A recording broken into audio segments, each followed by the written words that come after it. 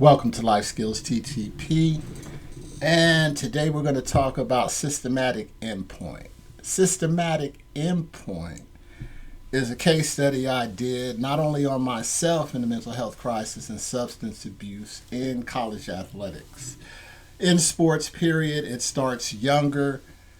I just want to say my condolences goes out to Dominic Ponder's family. He was 23 years old. I actually had an accident like that before I was 23. But see, I survived. I had a couple of them, alcohol related. And when I seen this story, at first I was thinking accidents happen. He's in a Tesla fast, young kids get stuff and then they just do dumb stuff. And so that's what I thought it was, because he was a really hard-working individual. And come to find out, not only did he have it in the system, but he was twice the legal limit. So never should be behind the wheel. I don't like this stuff. I always use myself as an example because everybody knows I was king alcoholic. And these things I survived. And so any younger family or any parents that are, pay attention to those little signs of depression and some of that sneakiness. And especially if they start using substances that early. I started at 12, 1982. And that's the only reason why I'm doing this story. People say, oh, that's a sports thing, but you don't understand athletics, sports, anything that requires a team community. They have psychiatry. They have all of these things in place. It's not like they don't. It's just that the prestige and the fame is so much. It's so much higher high than you just actually being an ordinary individual. So let's get into the systematic endpoint. Tracing the fatal intersection of immense pressure, hidden mental crisis, and substance abuse in college athletics. Just like I was telling you, this is and always be a major thing. We're going to get to some breakdown, some statistics I'm going to show you, but I did this case study. So this is Dominic Ponder, and this is what basically happened allegedly on that night. So 3 a.m. on a baseline road. The athlete is Dominic Ponder. He's a 23-year-old quarterback from the University of Colorado Buffaloes. The incident, single car crash involving a 2023 Tesla Model 3. Losing control on the right-hand curve, crossed eastbound lanes, breached guardrails, struck an electric pole before rolling down an embankment and catching fire. The findings: speed was a factor. The toxicology reports noted a significant amount of alcohol in the system. And like I said, I survived a couple of these. And you just can't do it. I believe I was 20-something years old last time that I took a sobriety tests. 91, 92, something. And so I learned, and I was getting smacked back then, like when they were changing the laws and all of that stuff. And then all of a sudden, I don't know how I get caught up in the middle of that. I'm so glad I don't do that anymore. 21 years. And this situation is sad. So this is some of the stuff they said about him, avoiding the locker room. Dome was one of my favorites.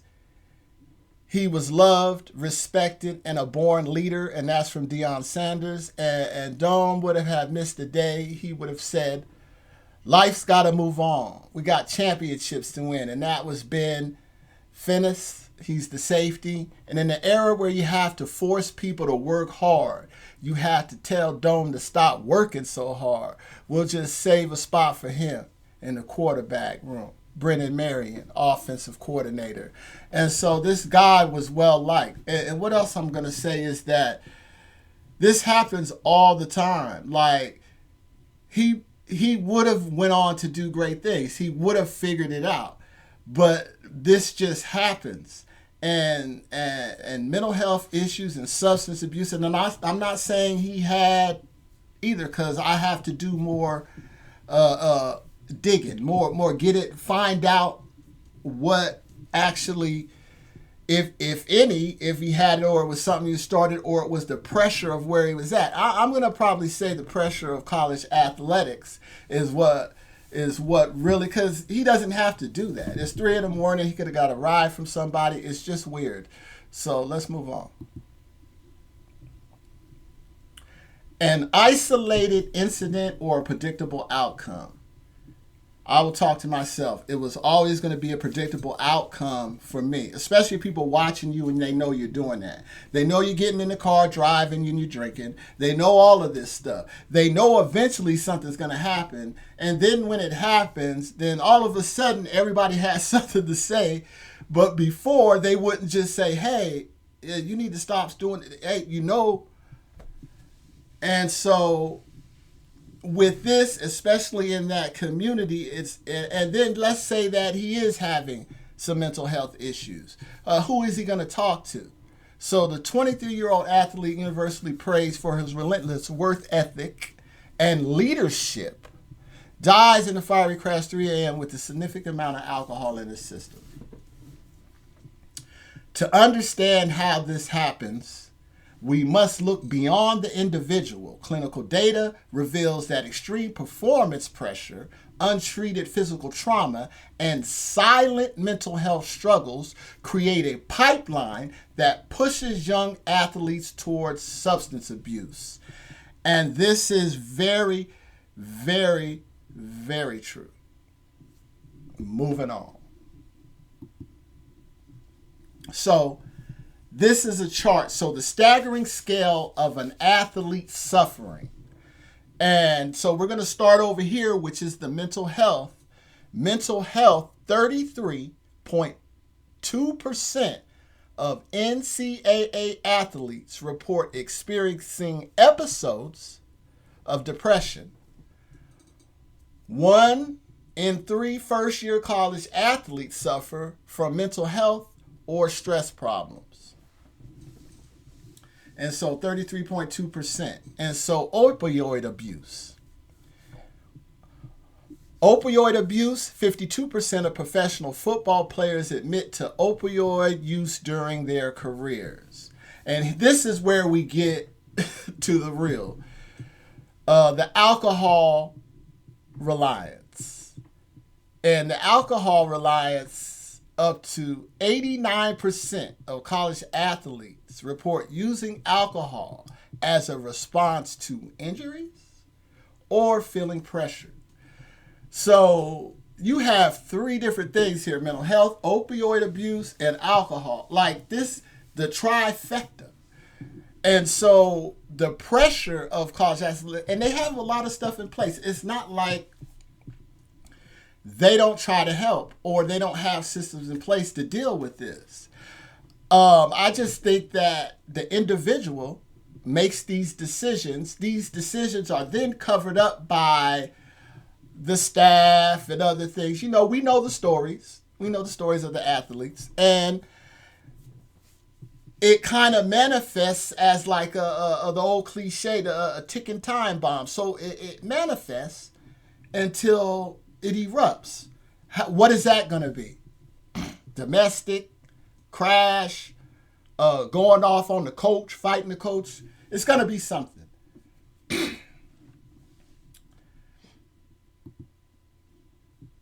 And so here's what I created is the athlete's feedback loop of pressure. And so stage 1 is external expectations. You know, on this channel, I talk about expectations. People, your expectations, not their expectations, and what do you expect from yourself, and then carrying that through, and then with boundaries of all of that, then you'll be able to set your foundation, and everybody will follow. Families demand professional success. So in these families that have a lot of money, and you see that some of these, the children of these individuals that have a lot of money, they go left, literally, and they don't come back.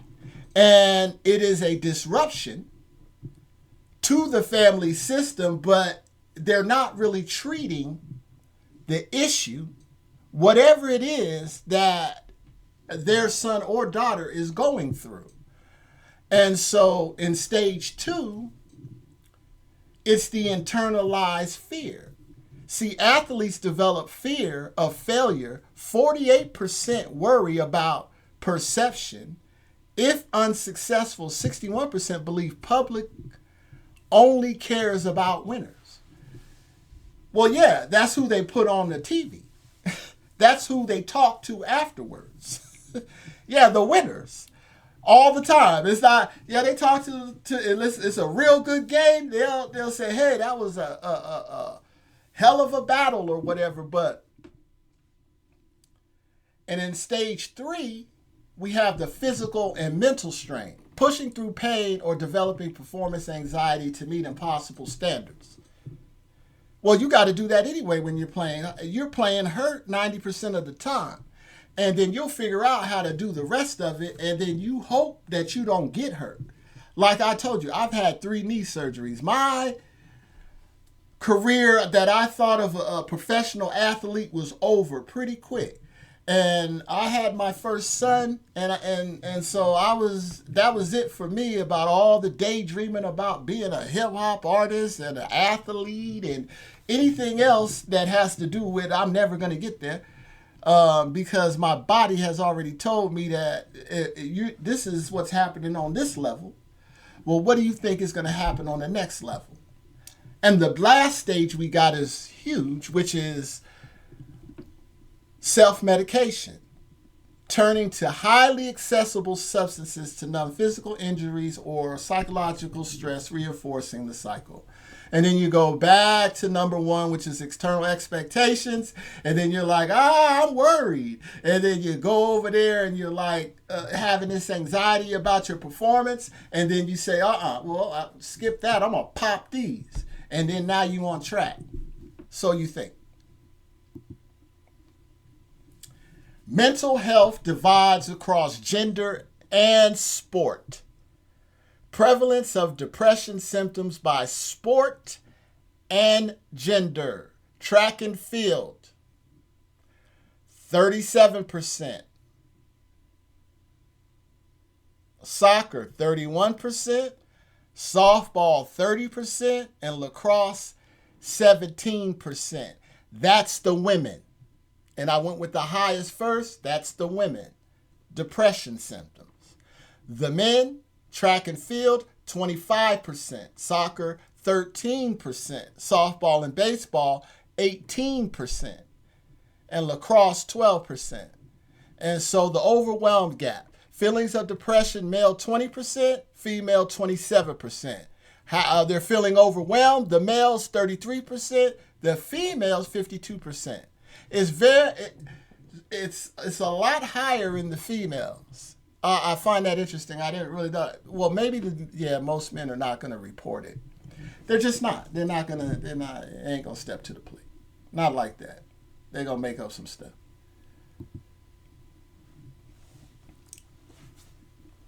And so I have this, and this is like if you're dealing with substance typology matrix, you have the vector 1 PEDs, vector 2 opioids, and then the vector 3 would be the alcohol, the silent coping mechanism. So you have stimulants, you have painkillers, and you have the silent coping mechanism.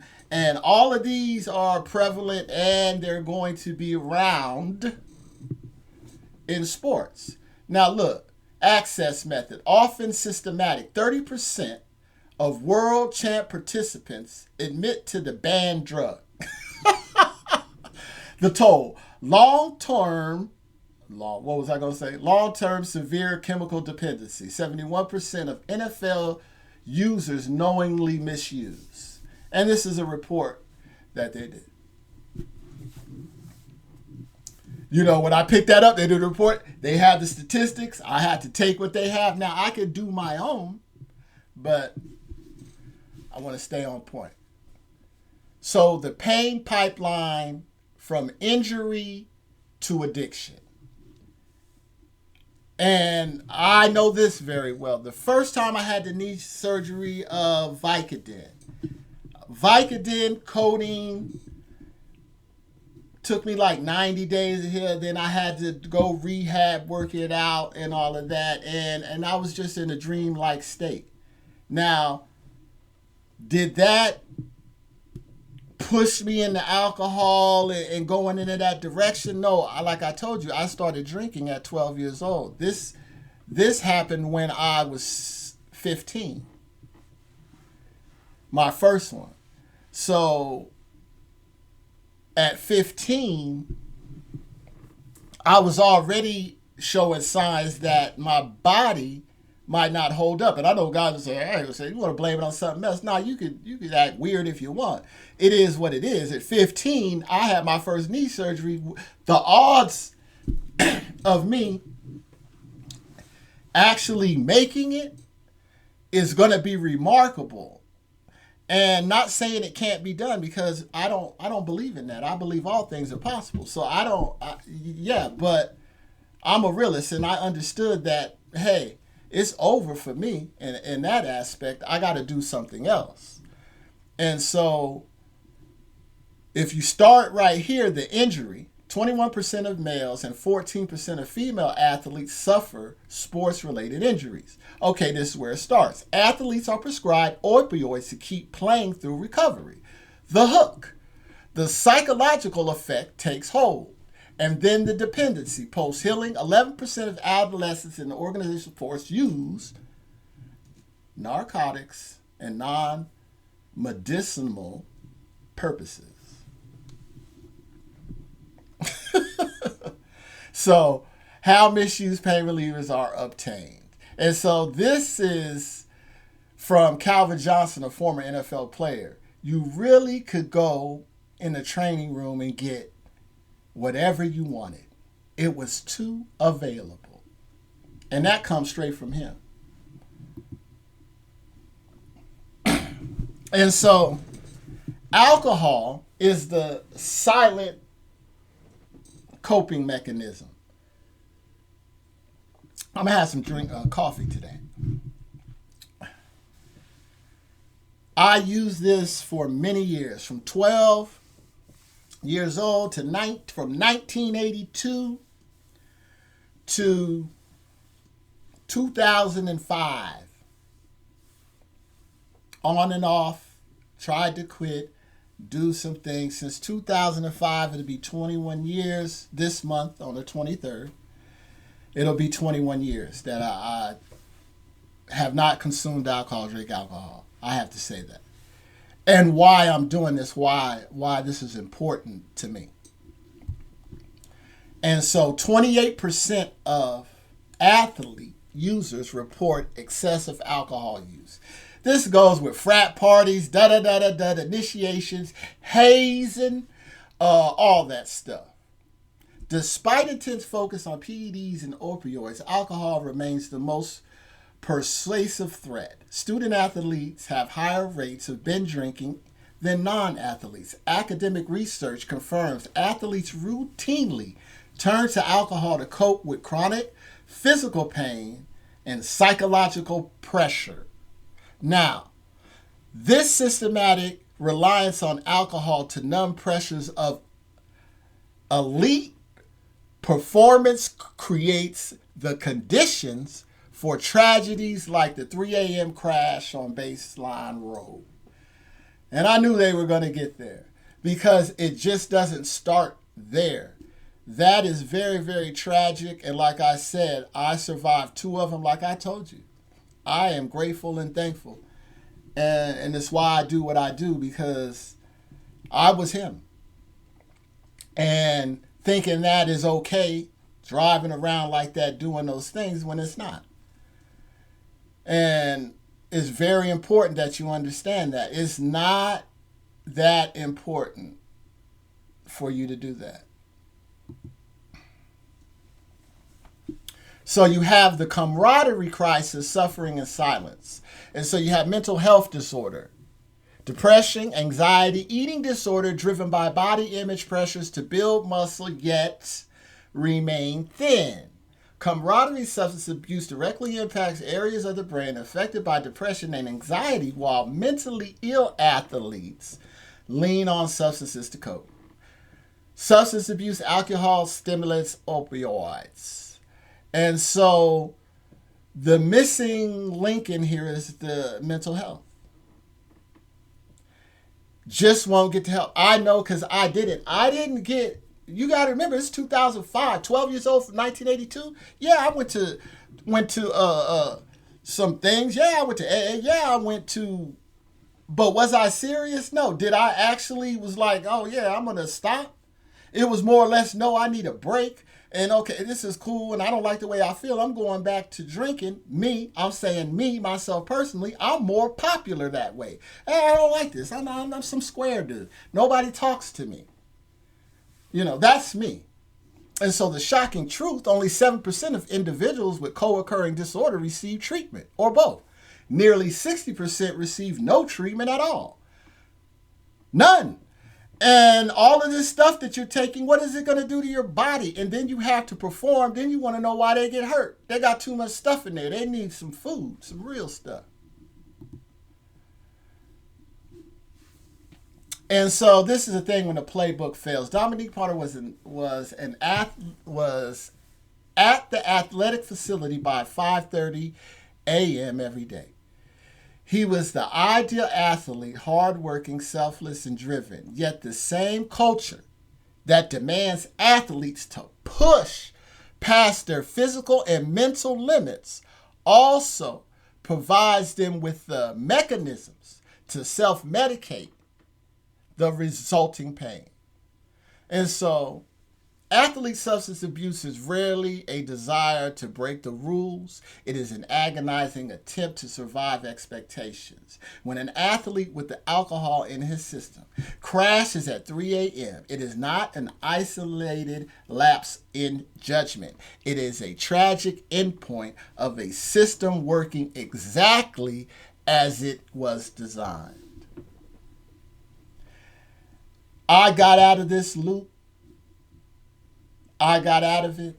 I didn't want no parts of it. I'm very, very thankful, supportive family members, parents.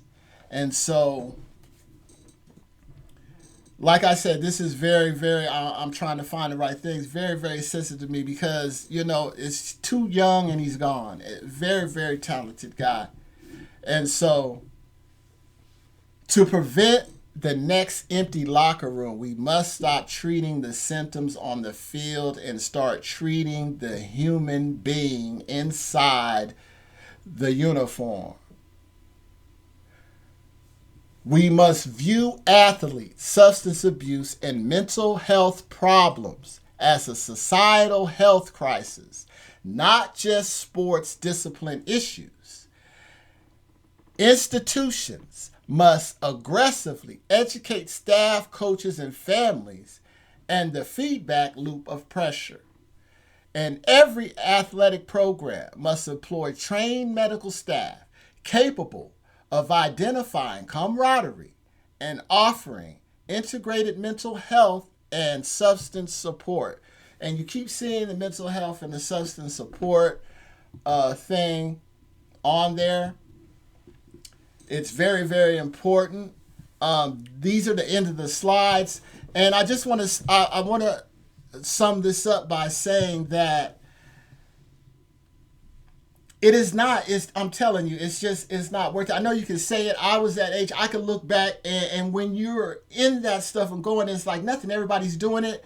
9 times out of 10, nothing happens. And so it doesn't really feel like nothing. You're like, man, that ain't really nothing, but it is. And especially now because of how things are changing and how stuff is and energy's different and different stuff. So I did this. I'm going to play the video about him. I did a video on him.